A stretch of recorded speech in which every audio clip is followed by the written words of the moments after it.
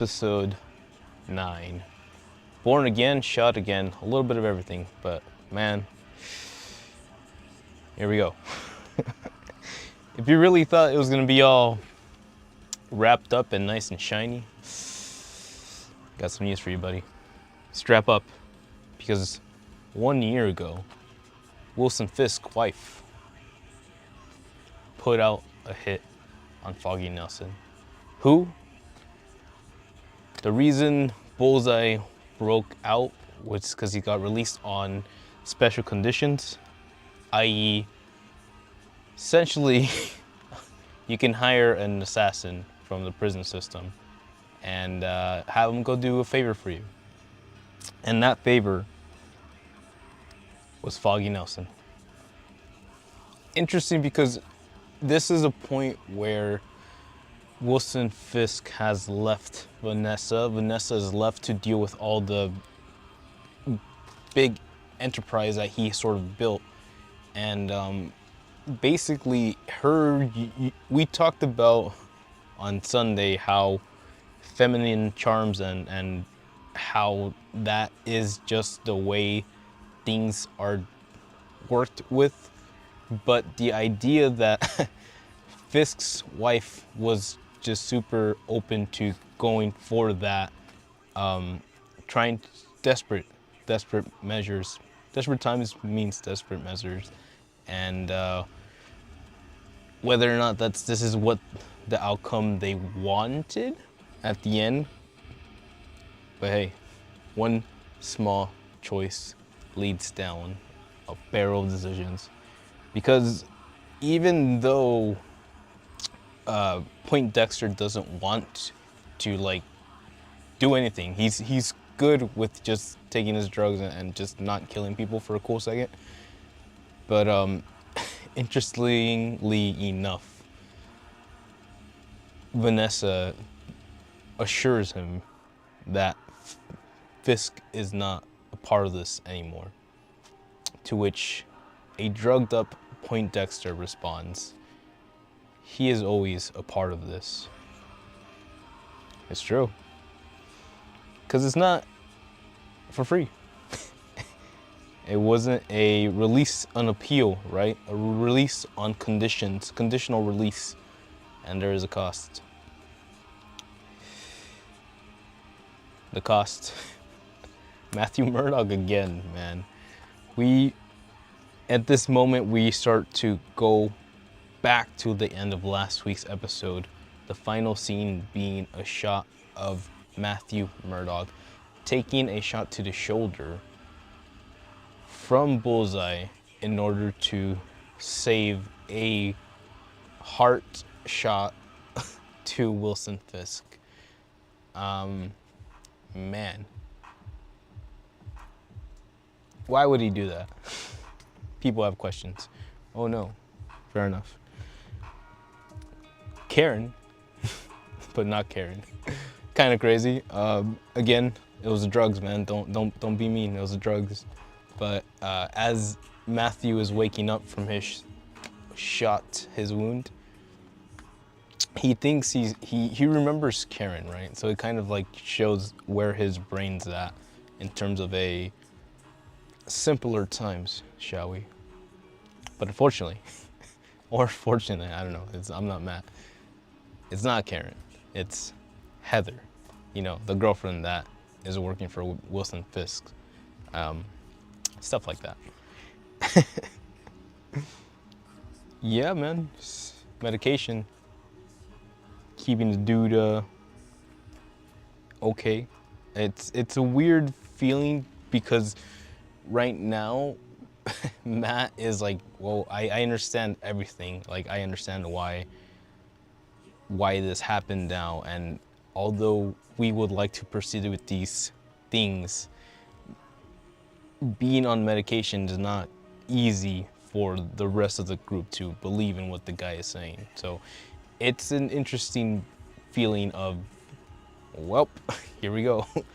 As one Matthew Murdock has to relax in position, hopefully hoping that this this is gonna end soon. That something has to be done, and there's nothing worse than being stuck, let's call it, encased, imprisoned, while understanding that there's a lot more to be done. But I digress. The man needs to know.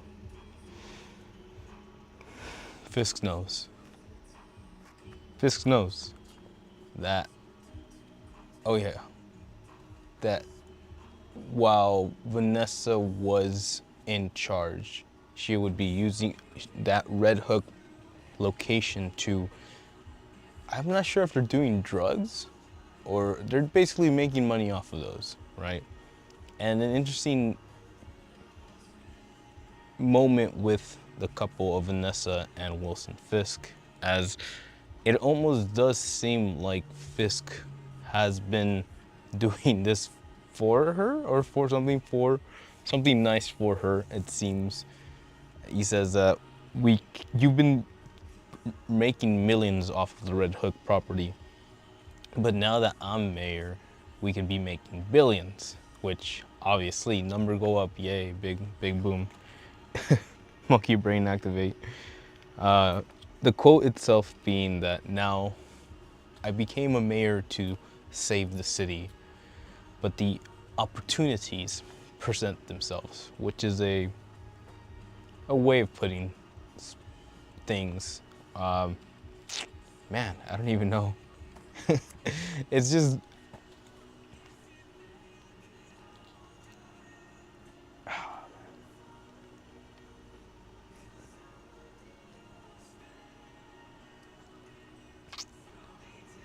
value, man. Value holds a lot. It's interesting how when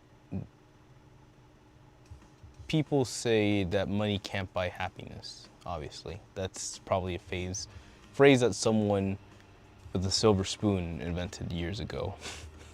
Maybe. But it's being so sworn to the economic moment and the sweeps and just paying attention to every little transactions that are being made, even while understanding there's billions of transactions that are not even being accounted for. It really makes it irrelevant, right? So it's very ironic to me that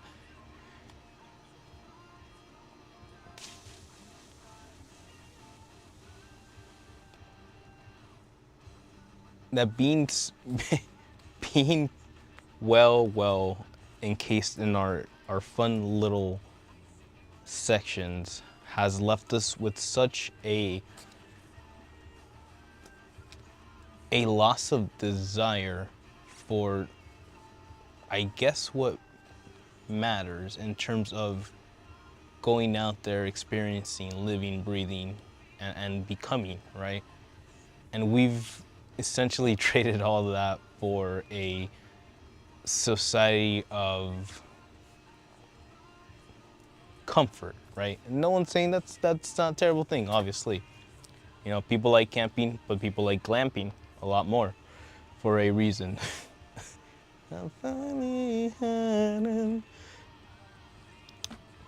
But man, something's out there just feels like we've lost the meaning, the message of it a while ago. So it's a really strong question of how do you even begin to convey what value is when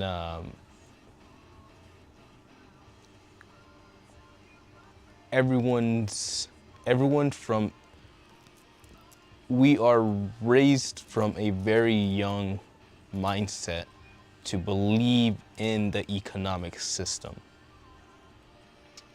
even though it is abundantly clear that this economic system is not working. for its general intended purpose, the generalization of access. And now in this moment, this access is more and more being pulled away by this invisible bar that keeps on going up and up and up. So again, where is the value in that tiny circle if the value can only be born from the soul of the outer creativity? Sorry, that's a big one. It's a question we have to ask ourselves, because millions to billions is intriguing as a mathematician. But to say that the price of freedom would be martial law, well, now we're pushing that number a bit too far. Scales be tipping, man. But as the things turn for the worst, we have a cute little quote from the woman who would become the Judas of the group. Reactions are worse than the offenses that cause them. Sometimes, right? I don't even remember her name. This is how well she played her part. That she was irrelevant to this whole story. That she had maybe a way to do this. I don't know. I didn't even know. You can't even, hindsight can't even determine what one could have done in her situation where it was clear that her voice was not being heard or respected or even maybe acknowledged sometimes, but not to the point that she felt that needed. But this lady, bless her soul, I don't know her name, has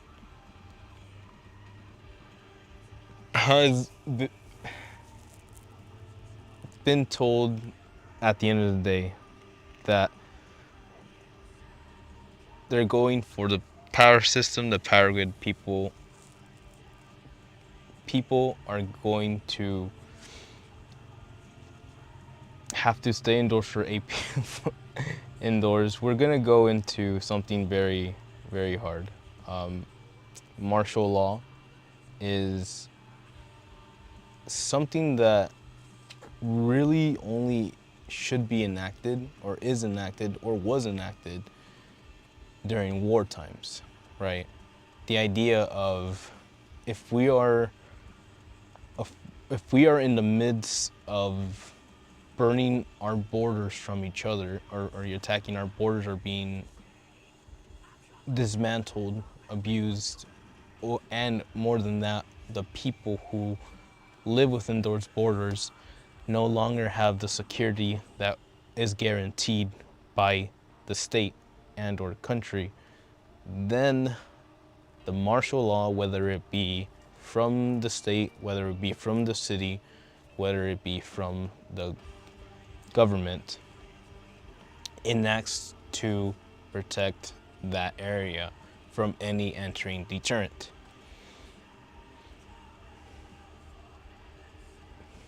So,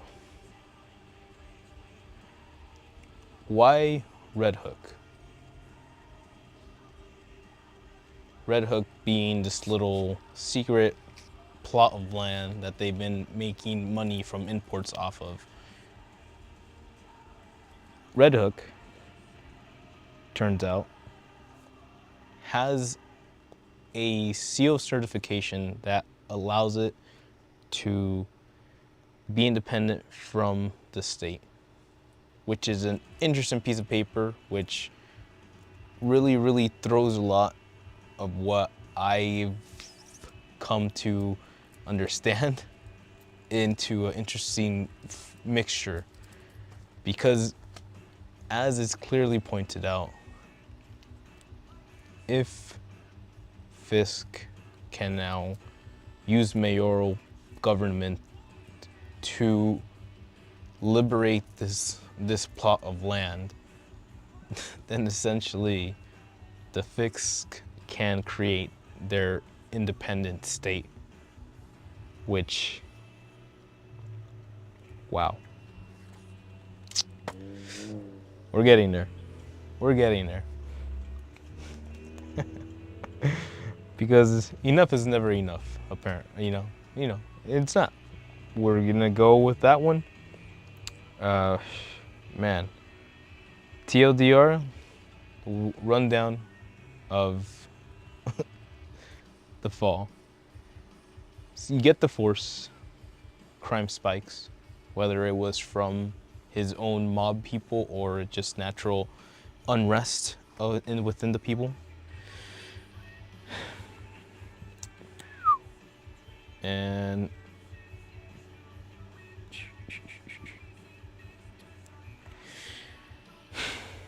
personal militia. You create your own militia, your kill squad, and you get the keys to the power grid, which is crazy to even believe about, man.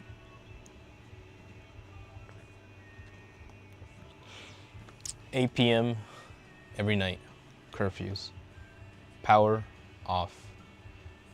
The personal police guards, Wilson personal police force goes out every night, and by law, Wilson Fisk law, state law, city law,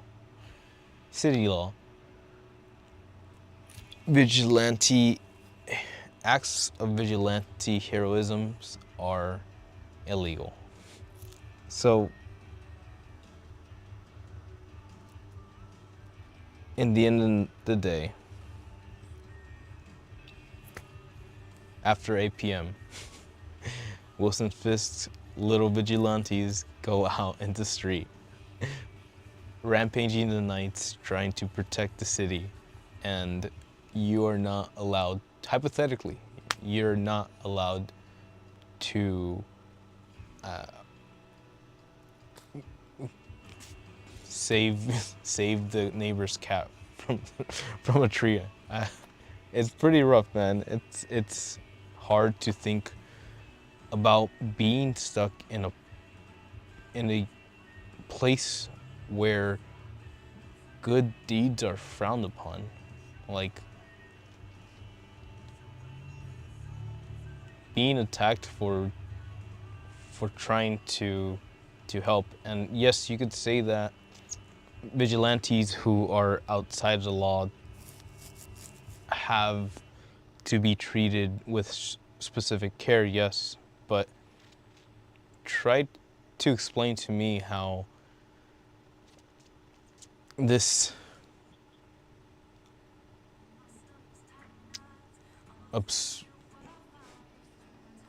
obsession with power is nothing less than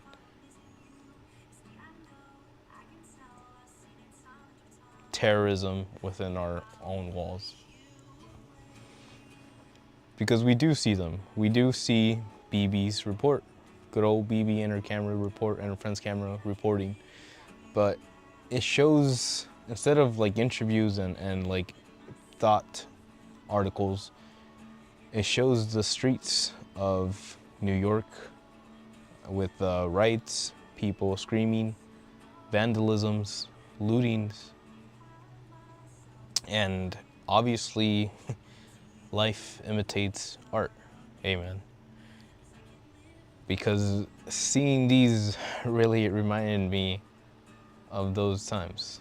And you know them. If you were in America, you saw them.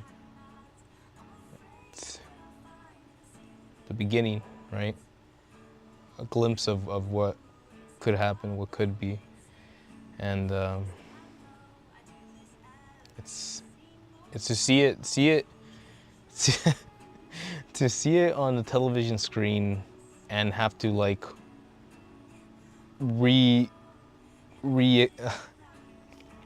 reconvince myself that this was just a television show says a lot to me. But it's it's generally impressive how this team has continued to push forward and try to say more than just punch, punch, kick, kick.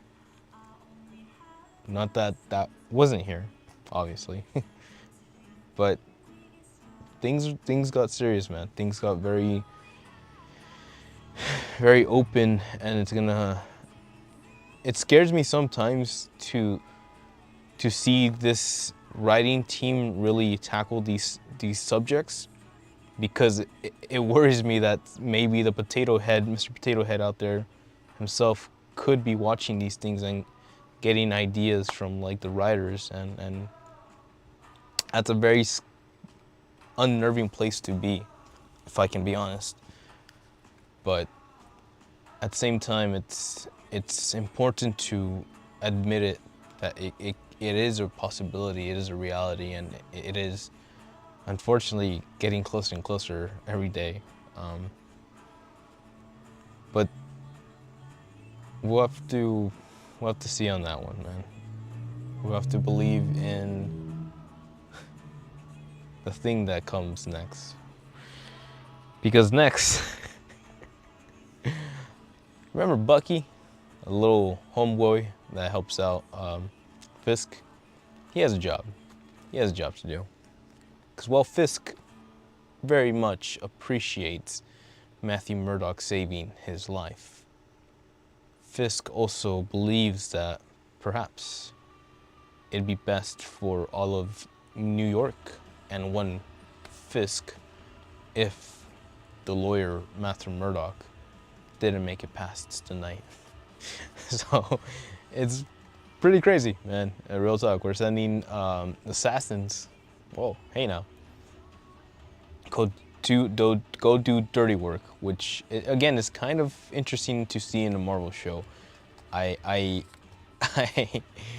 imagine more like costume vigilante-is material, but then you see this dude walking around with this little present bag and his little bear, and I was like, oh, this guy knows what he's doing. So it's interesting to see how them get a little bit deeper on that stuff, but very much appreciated, because, man, Matthew Murdock is gone. Of course, heard him coming a mile ago. This poor dude has to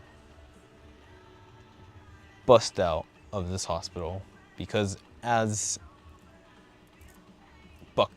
Bucky Lasek arrives to the show, checks his watch, and that right on cue, boom, electricity power goes off for New York, state of New York, officially enveloping the city in darkness and signifying that it's Wilson Fisk's playtime.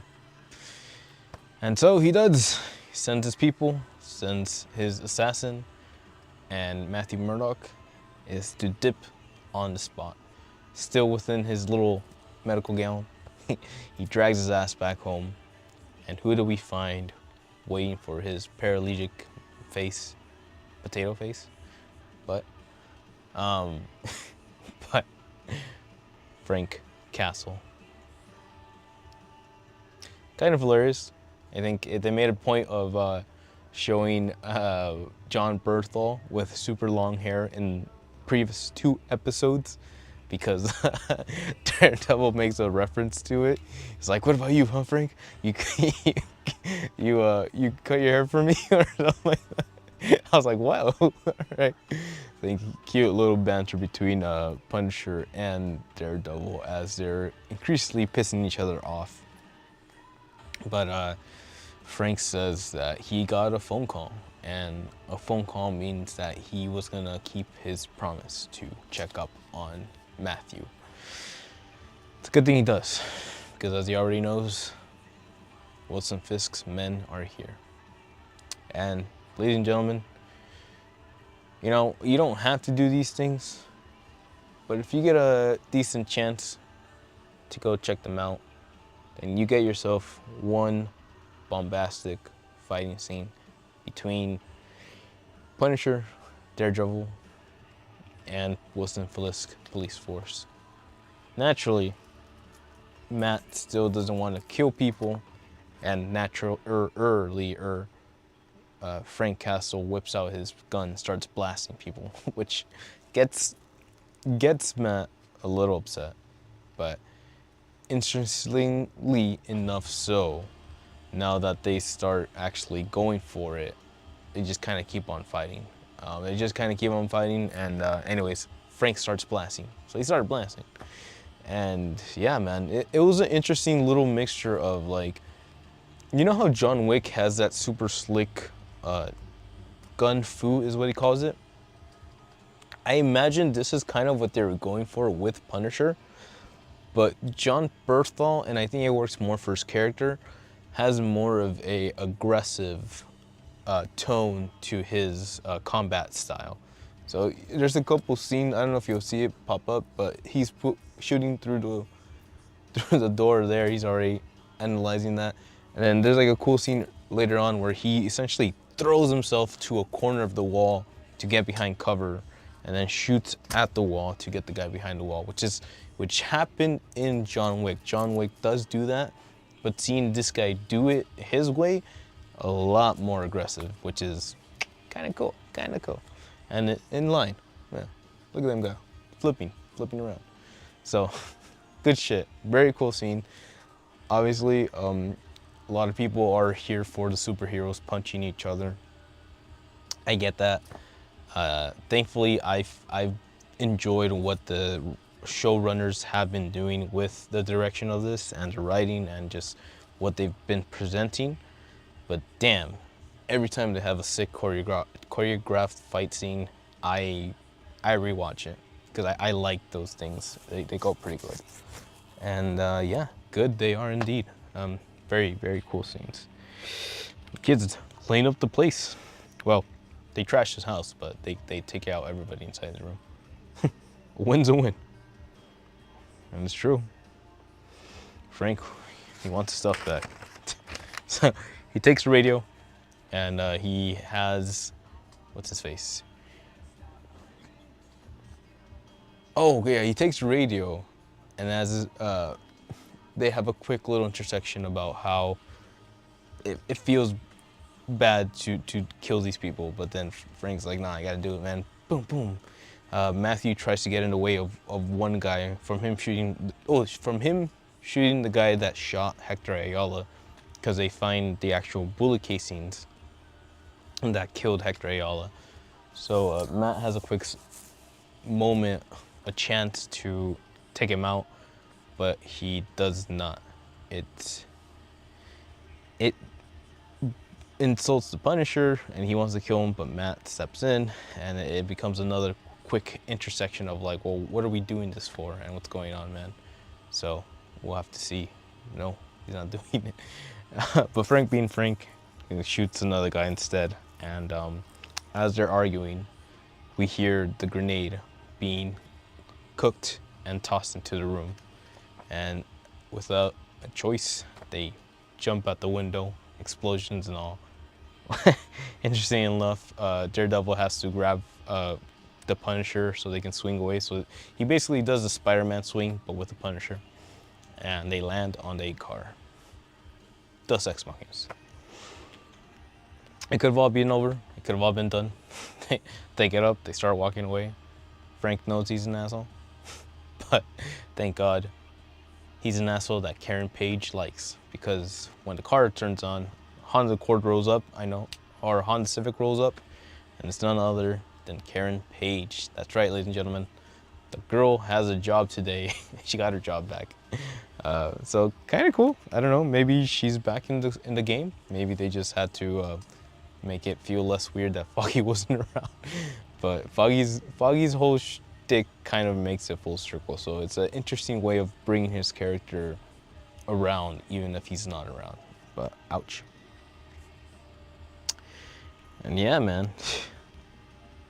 Thankfully, with her, she's allowed to go with, I think, Frank Castle? Yeah, they're in Frank's hideout, and then they're getting all patched up, thankfully. Matt, Karen have a moment. Punisher, Karen have a moment. Frank tries to invite her for coffee, and Karen says no. Unfortunate. And it's a little weird, but it's alright. They're all adults, which they all do well, playing adults in the room.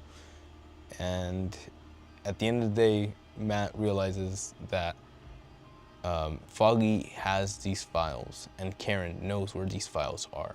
So they're able to go together to the location, pick up those files, and hopefully get the reason as to why Vanessa would take Foggy out. Which, very good stuff. Frank, not interested in playing Inspector Gadget, says nah. Can read the room, he's a smart man. Says, all right, you guys get out of here. I got my own things to do. And he shoos them away and turns on the radio. Good stuff. Abogado's at law. Very nice. Aguacate's at law, my friend. Red Hook Island. To which, yeah, again, we've talked about this, but we opened these files, we understand, and we realized that, yeah, it is because since this is a state, since this Hook Island, Red Hook Island, has its own deed declaring it independent from the state, then yeah, they have this weird thing going on. And I'm not sure if the issue is that now that Fisk is mayor, that it can go bad, but I didn't really get the logistics of it. But essentially, it's pretty rough news every way around. When you think about the logistics of how that comes to be and how someone can get away with doing something like that. Ouch. So there's that one to think about. But as we wrap it up for today, the last one I want to talk about is Little Party Boy, man. Last week I talked about how I was under the impression that this guy's job was to be the surrogate son of Wilson Fisk and be like that Daniel kid, I think his name is, from Across the Spider-Verse. And yeah, he gets the job. It's hilarious because he finally unbuttons his top button, and this dude actually is in a movie that just came out called Warfare. If you don't know what that's about, Alex Garland, who just recently did Civil War, actually did another movie called Warfare, and he's one of the Navy SEALs in that film, which is really interesting. It's pretty intense too. It's pretty intense. It gets pretty serious, pretty fast, and it was interesting to see that fool. He's still the same character. He still delivers the same delivery, but it's a little bit more serious. And I was able to see that serious side come out in this scene, which is interesting how this kid has learned the tools of the trade and is now becoming the Wilson Fisk character, and nature versus nurture, and that is why.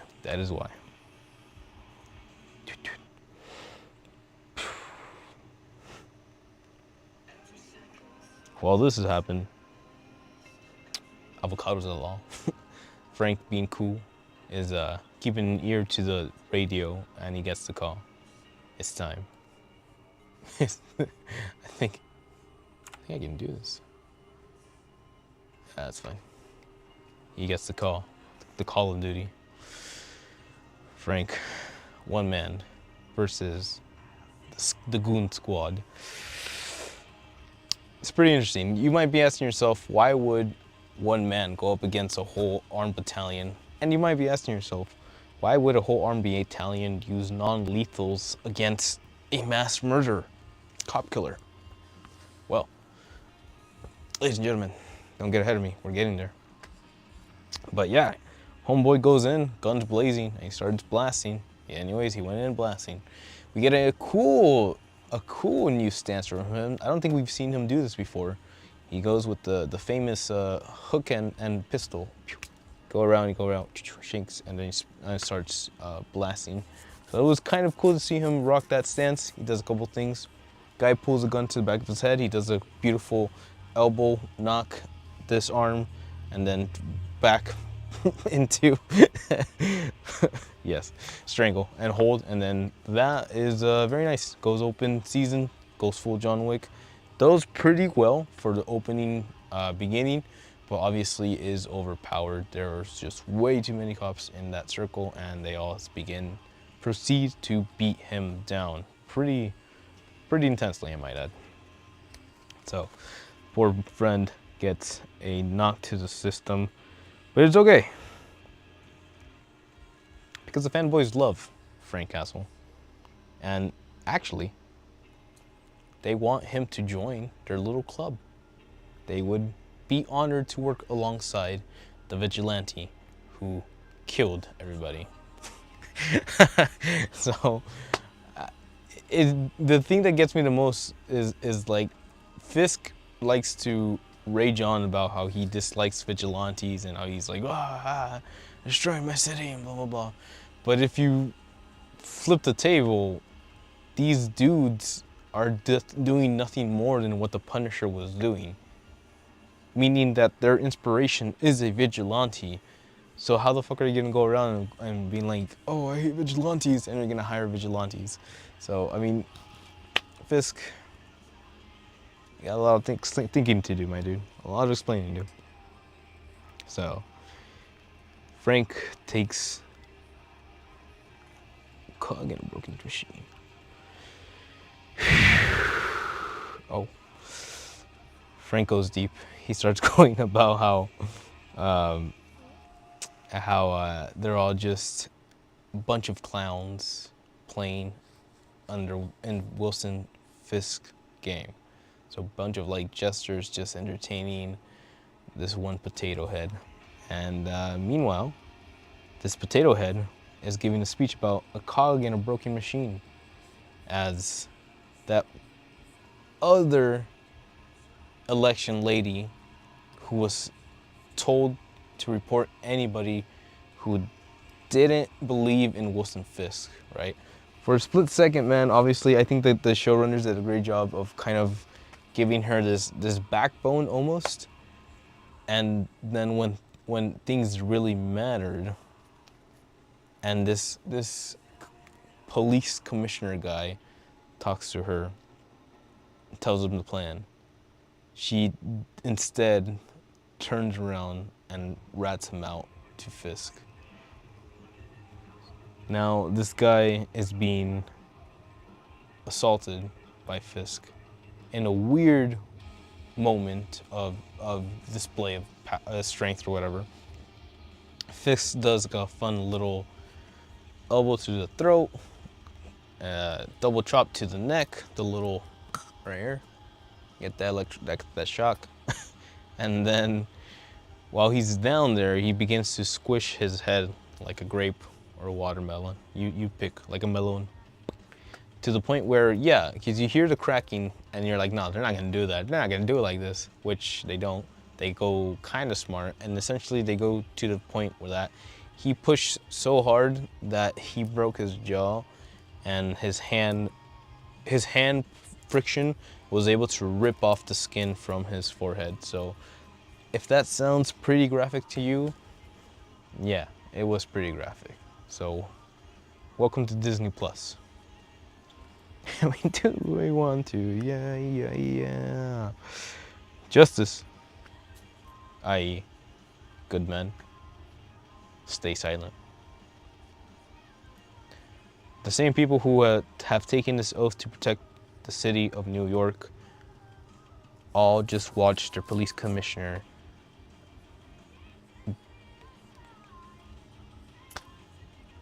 abused to death.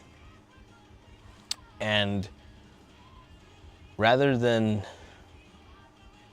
like, listen, man, I've been thinking about things a lot, of the balance of life, who pulls the line, and like, when the choice gets to be made. And something incredible too, if you haven't checked it out, the little homie played the latest episode of Zenless Zone Zero, and quick spoilers, one of my favorite characters, Lycan, the gentleman butler of the group, has to make the choice of if he would pull the trigger or if he would let his emotions, let his friend become what his friend hated the most, right? Another line out there would be Batman's The Dark Knight, or Joker's The Dark Knights. Oh, Batman's The Dark Knights. You either die a hero or you live long enough to see yourself to become the villain. And it's pretty apparent, man. It's pretty shitty, because at any point, I do think that like any one of those policemen could have just whipped out a 9 caliber and aimed for the forehead. And honestly, dude, real talk, obviously things would not go well for that person. Obviously. But again, what is the value of a life? And what is that life if it's a life of destruction and pain and chaos? And why is that a life that you would want to leave for your future, your family, your children? Is an idea, is a thought. And I know, things are serious, things are rough out there. We send people across nations' borders, thousands throughout the day, just to take a bullet shot for us. And what do they get in return? What future do they fight for? So I just think things like that, I believe things like that deserve to really have another gander at. But we'll see.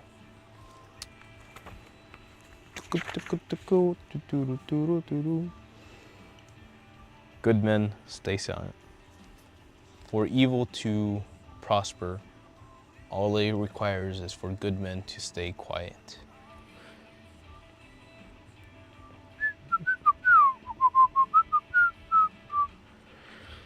Karen reminds Matthew in a moment of crisis, of ultimate disbelief and discontent, and in a moment where he's just cleared out your room with Frank Castle the Punisher. Karen reminds him of the time when she asked, how does he see in the darkness? What does it feel like living in the darkness? To which Matthew Murdoch responds,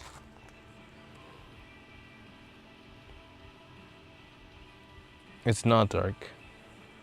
It's like 1,000 suns shining. The shining of 1,000 suns. All right, kid. Not bad. Not bad. But tonight, the night is dark as Wilson Fisk enacts martial law the next morning. It's official. 8 p.m., no good deeds allowed. No vigilantes, period. Back to Matt and Karen. He's recalling of when he was younger, and when this accident happened, he says that he convinces himself that because he lost his eyesight, that the equivalent exchange of this from the universe would be to give him some great purpose or some great mission or some great destiny. And I get that, that makes sense. I believe we're all around here for a cool reason. Whether that reason is to help or take, or maybe a little bit of both. Obviously, life is a consistent flow and you can't ever determine how it's gonna go, but you believe and you enjoy the ride while you can. because even if people are dabbling with the idea of extending your lifetime, obviously only the rich are going to be able to afford to live hundreds, maybe thousands of years, sure. But even then, that future is not guaranteed. So if you pay up the butt. But just know that everything has a cost. And if it's not immediate, then you will see that interest paid in full. But as we end up for the day, Matt's reflecting on this moment, and he says, my mistake at that day, that moment, was assuming that he was immune, that I was immune to the darkness. Like none of it affected. And when he lost his friend, Matthew Murdoch lost himself. And when he lost himself, he lost his way.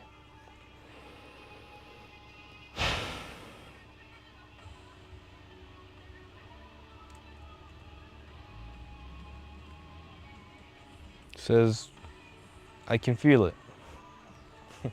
I can feel it. The city. That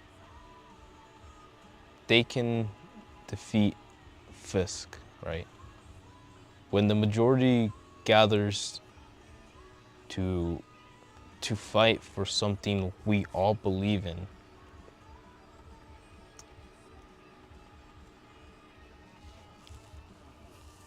I believe it is possible that we can finally combat value with true value. That 100 souls, 1,000 souls, 2,000 would be worth more than the digits on a credit card. I believe in that, right? I don't know what stage is going to need to be set, what groups are going to need to start speaking up, and how long it will take, but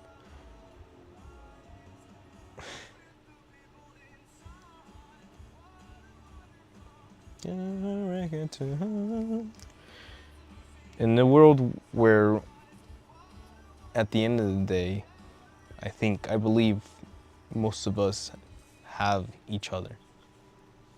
In those desperate moments, we have the support, the love, the care of the ones we trust and believe in.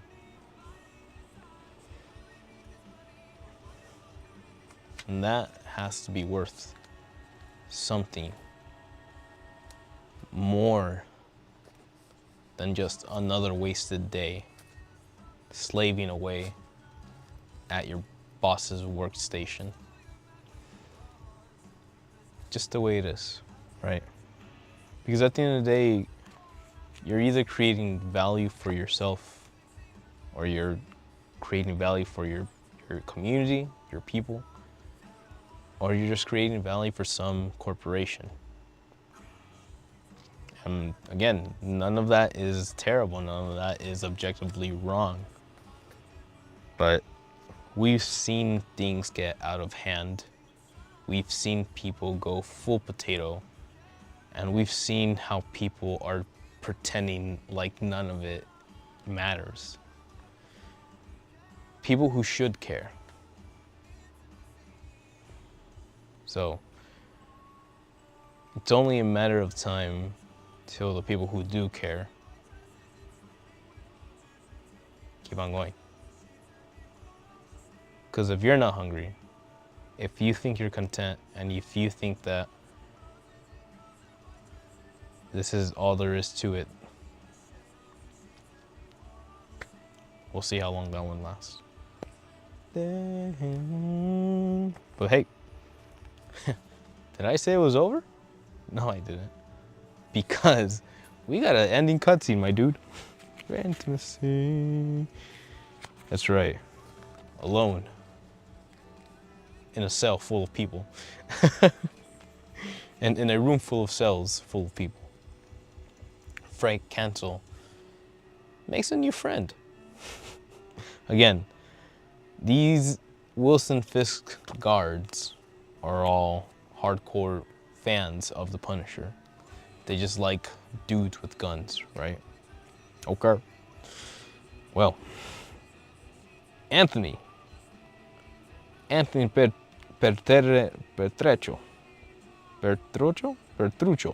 Anthony Petruccio, new friend.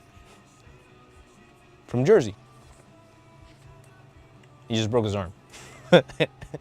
And you hear the jail cell lock open. Season 3, Season 4. Season 4? Confirmed, man. Yes, it's true. You know, for a split second, I really thought we were gonna wrap this series up with this season. with we were gonna be able to save democracy. You know what I mean?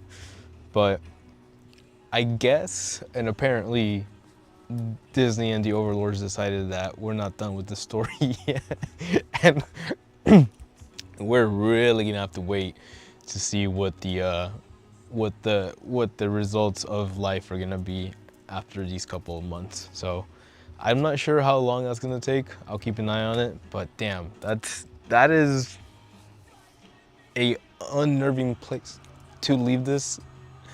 But it's probably a really good place to leave it, because it's a really good cliffhanger where it's all shit. It's all shit, man. It's all bad. It's scary in a very parallel form wave. And again, like it makes me nervous every time these episodes go up, because it's just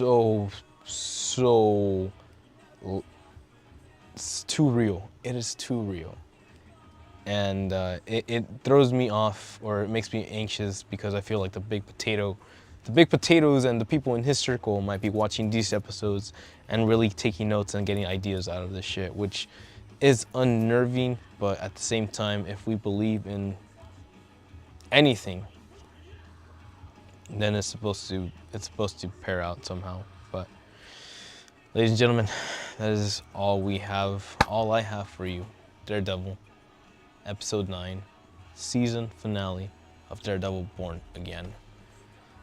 Where are we, and how did we get here?